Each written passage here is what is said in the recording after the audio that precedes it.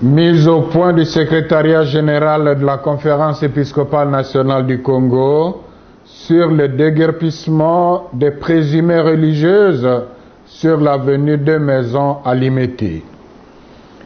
Le secrétariat général de la Conférence épiscopale nationale du Congo, SENCO, a suivi avec indignation dans les réseaux sociaux une vidéo montrant les femmes habillées comme des consacrés déguerpies de la maison des religieuses de la congrégation des Sœurs de Sainte Famille de l'Enfant Jésus de Boudjala à Kinshasa.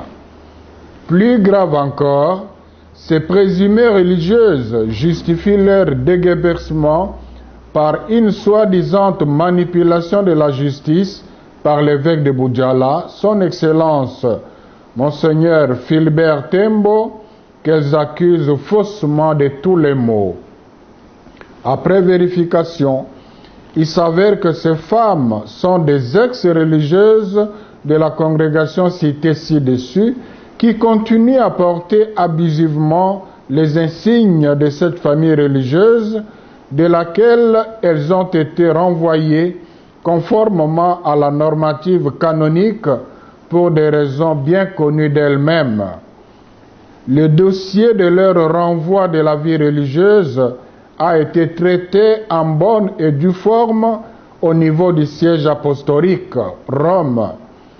C'est une décision irrévocable qui relève de l'autorité suprême de l'Église qui ne peut pas être manipulée par un évêque. Le déguerpissement dont elles sont l'objet est simplement le verdict d'un jugement rendu suite à une plainte qu'elles-mêmes ont déposée en justice.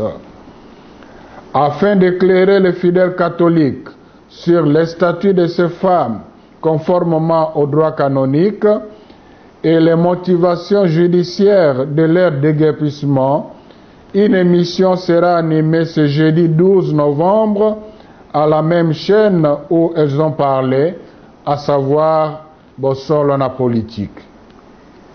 Le secrétariat général de la SENCO saisit cette opportunité pour demander aux fidèles catholiques de décourager, voire dénoncer leurs parents ou connaissances ex-religieuses qui continuent à s'habiller comme avant alors qu'elles ne sont plus religieuses.